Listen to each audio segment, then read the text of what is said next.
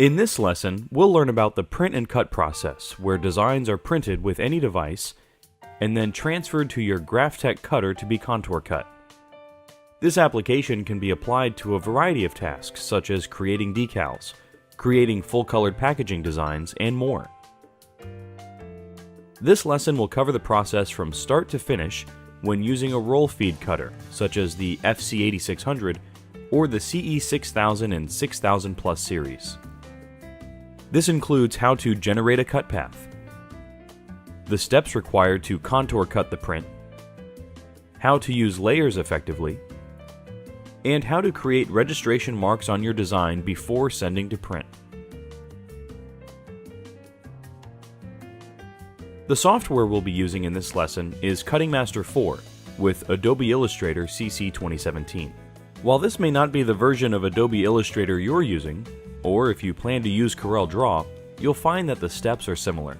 We recommend also reviewing the manual or instructional video supplied with your software for further instructions if you are planning to use another software application other than Adobe Illustrator or CorelDRAW.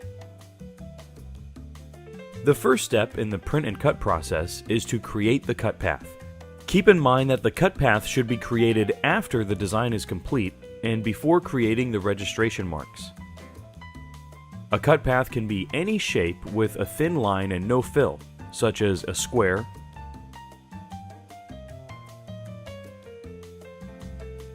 circle, or any other shape such as a square with rounded corners. In cases of making a decal, you may decide that a cut line that contours the graphics design is the best choice. For instance, here we have a design that we can use as a decal. Here we'll create a cut path that contours the design. While we will be using Adobe Illustrator, CorelDRAW has similar steps to create the same kind of contour cut line. The first step is to select all of the objects in the design. Click on the Object pull-down menu, hover the mouse over Path, and select Offset Path.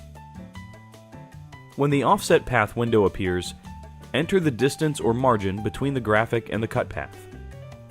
By enabling Preview, we can determine how the outline or offset path will look. It looks a little messy right now, but this will be taken care of in a minute. We can click OK to set the path. Next, click on the Window pull-down menu, and make sure the Pathfinder palette is open. Click on the first button, Unite.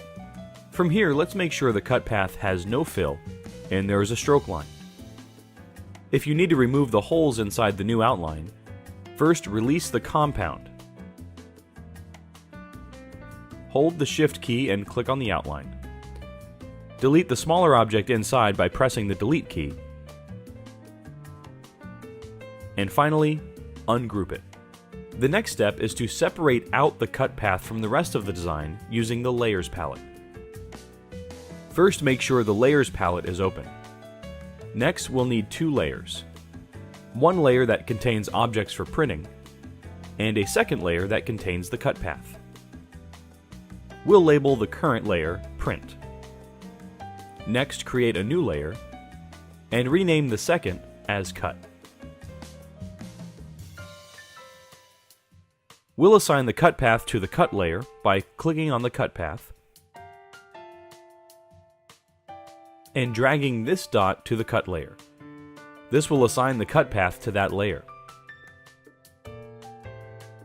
To check this, we can briefly turn off the print layer, and this should leave the cut path. In order for the cutter to follow the cut path accurately, registration marks have to be placed on the design. Registration marks provide information to the cutter for precise cutting. Once the marks are scanned, the cutter determines aspects such as the starting point, angle, and any distortions. Since Cutting Master 4 is a plugin module for Adobe Illustrator and CorelDRAW, it can create and correctly place registration marks directly within these applications. This is done by clicking on the File pull-down menu. Hover the mouse over Cutting Master 4, and then select Registration Marks. If you are using CorelDRAW, click on the Launcher icon button, and then select Registration Marks. In either case, this same window will appear. At the top, we have the choice of registration mark styles. Let's take a brief look at the different registration mark styles and their purposes. There are essentially two main types of registration marks: Type 1 and Type 2. There is only one simple difference between them. With Type 1, the registration mark corners are facing inward. And with Type 2, the registration mark corners are facing outward. While either will produce the same end result, this choice is generally made depending on the distance between your design and the registration marks, as well as available media space. Segmented registration marks are primarily used for longer cut jobs ranging from 3 to 50 feet, and determine if any bowing occurred in the printing process. The remaining choices determine the number of registration marks used, such as 3 points and 2 points.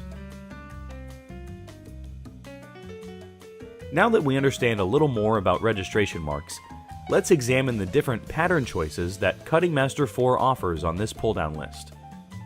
Here we are given several choices that we just discussed. In this case, using Graphtec 4 Point Type 2 will give us the best accuracy without sacrificing time to scan the registration marks on the print.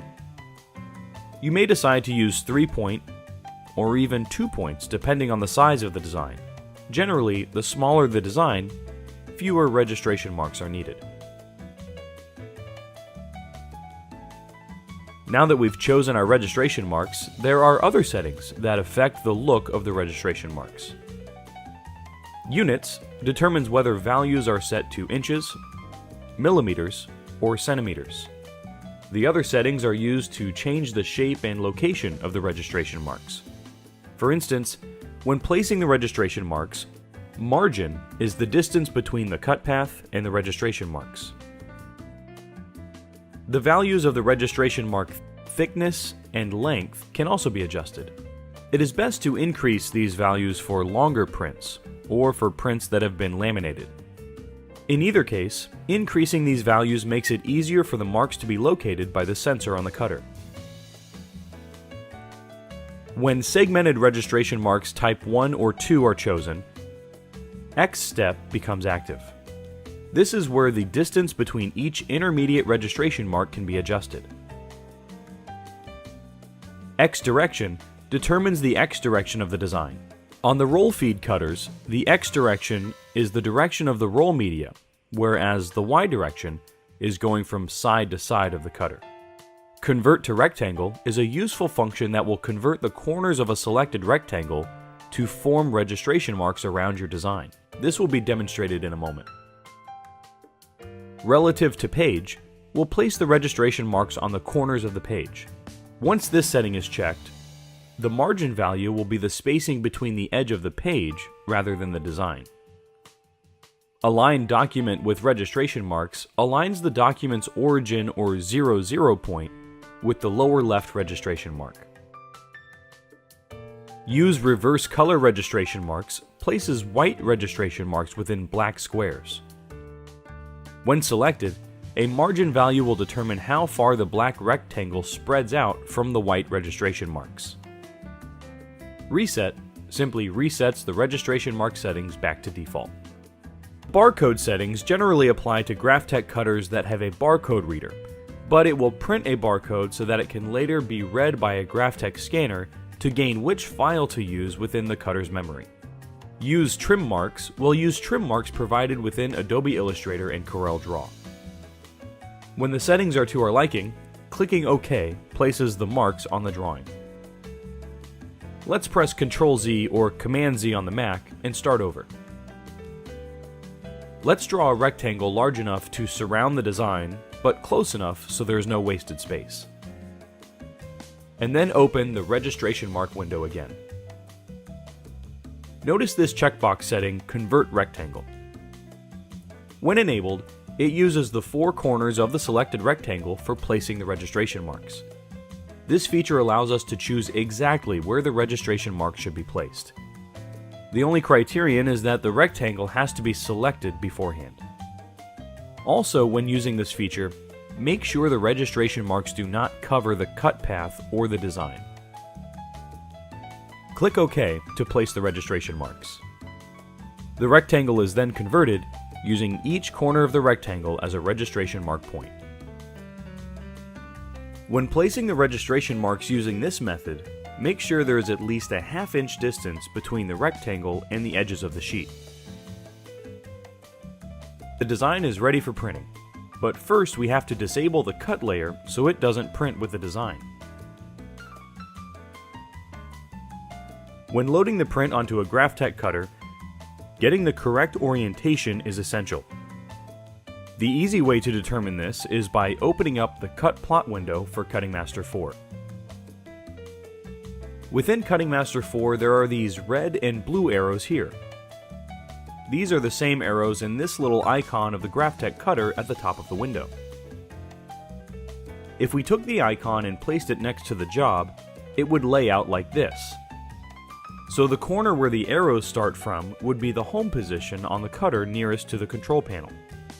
In other words, if we were to overlay the Graphtec cutter on the preview area, it would look like this.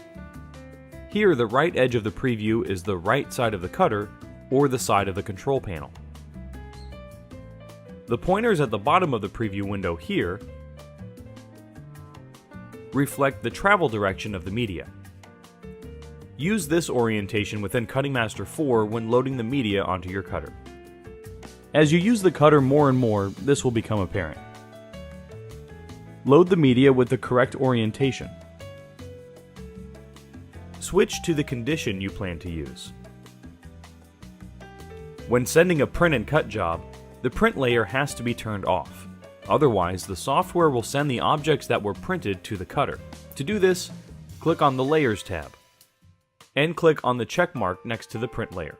Once the Cutting Master 4 options are set, click Send. This message will pop up asking us to move the tool head to the first mark, which we will do. When the job starts, the arms sensor automatically starts searching for the first mark. Once it finds it, it will continue to find the other marks automatically. Once all the marks are found, it will start to cut the media following the adjusted cut path.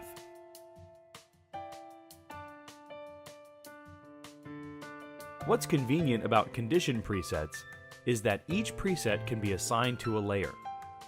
To demonstrate how this can be helpful in the print and cut process, we have a design that has both cut and perf cut lines.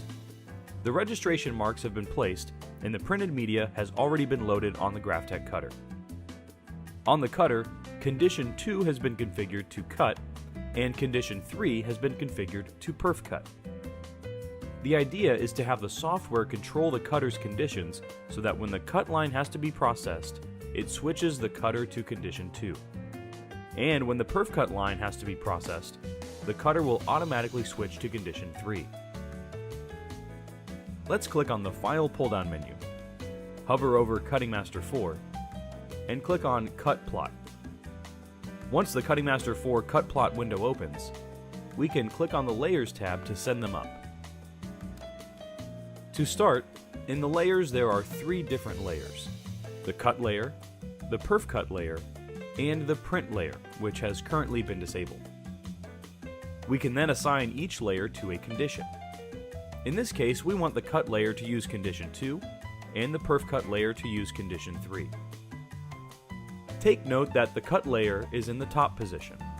This is because it has to be processed first. To assign the cut layer to Condition 2, we first click on the Enable Driver Options checkbox. Next, making sure the cut layer is highlighted or selected, we click on the preset number 2 plotter condition. As it is selected, the options below confirm that this preset is set to Condition 2.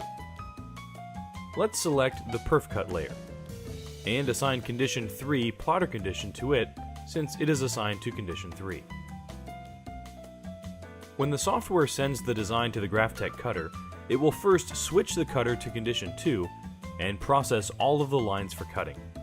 After all the cut lines are sent, it will switch the cutter to Condition 3 and then send all the lines in the perf cut layer. Once again, always pay attention to the stacking order of the layers. The uppermost layer will be sent to the cutter first.